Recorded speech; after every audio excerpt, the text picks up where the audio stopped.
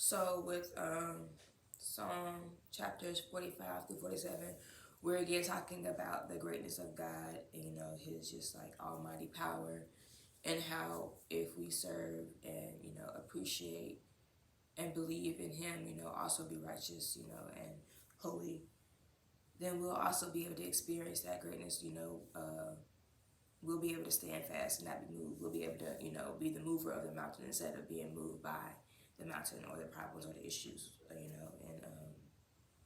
and I say again because that's common theme throughout Psalms, but of course because it should be, because we can't talk enough about the greatness of God. We can't talk enough about how if we strive to live for Him, then we can also experience that greatness and the blessings that come with righteousness. And not only the blessings, like in the natural sense, but just the peace, the safety. And then today, for today's reading, is Job chapters 31, 32, 31.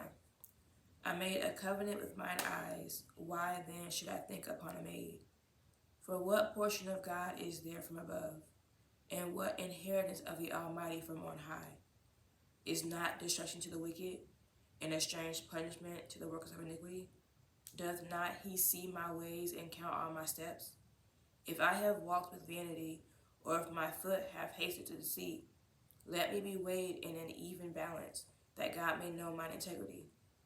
If my step have turned out of the way, and mine heart walked after mine eyes, and if any blot have cleaved to mine hands, then let me sow, and let another eat, yea, let my offspring be rooted out. If mine heart have been deceived by women, or if I have laid wait at my neighbor's door, then let my wife grind unto another, and let others bow down upon her. For this is an heinous crime, yea, it is an iniquity to be punished by the judges. For it is a fire that consumeth to destruction, and would root out all mine increase. If I did despise the cause of my manservant, or of my maidservant, when they contended with me, what then shall I do when God riseth up? And when he visiteth, what shall I answer him? Did not he that made me in the womb make him? And did not one fashion us in the womb?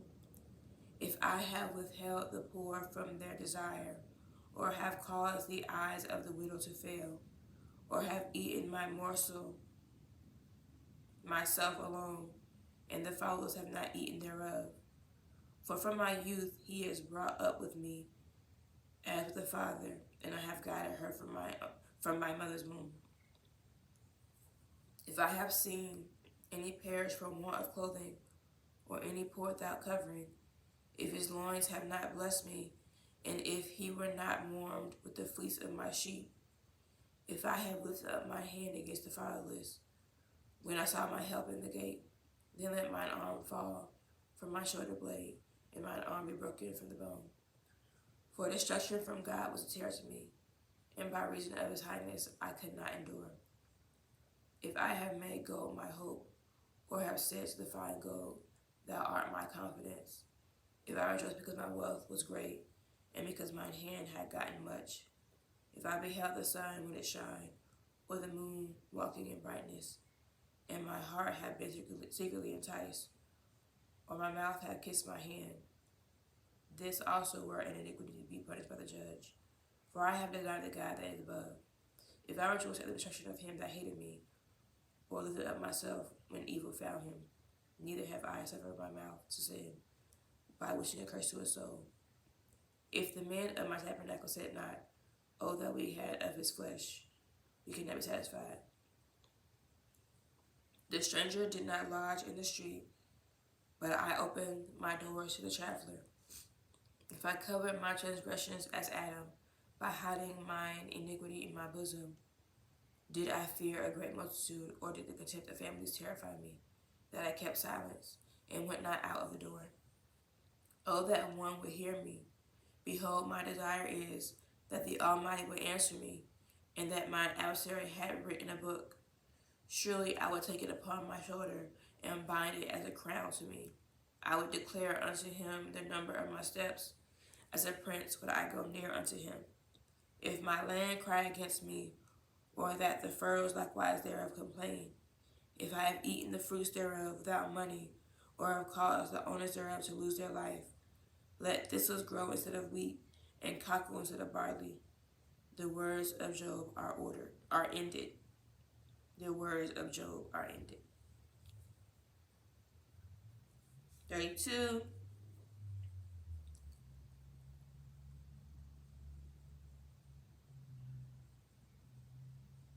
So these three men ceased to answer Job, because he was righteous in his own eyes.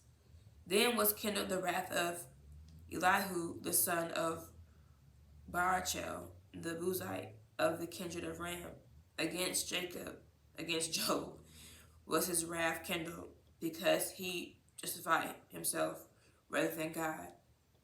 Also against his three friends was his wrath kindled, because they had found no answer, and yet had condemned Job. Now Elihu had waited till Job had spoken, because they were elder than he. When Elihu saw that there was no answer in the mouth of these three men, then his wrath was kindled.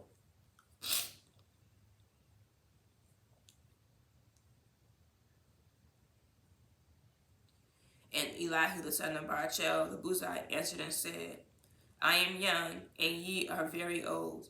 Wherefore I was afraid, and durst not show you mine opinion.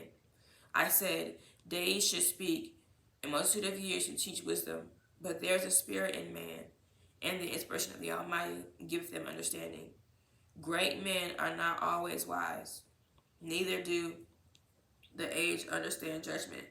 Therefore I said, hearken to me, I also will show mine opinion. Behold, I waited for your words, I gave ear to your reasons, while ye searched out what to say. Yea, I attended unto you, and behold, there was none of you that convinced Job, or that answered his words. Lest ye should say, we have found out wisdom. God thrust him down, not man. Now he hath not directed his words against me, neither will I answer him with your speeches. They were amazed, they answered no more, they left off speaking. When I had waited, for they spake not, but stood still, and answered no more, I said, I will answer also my part.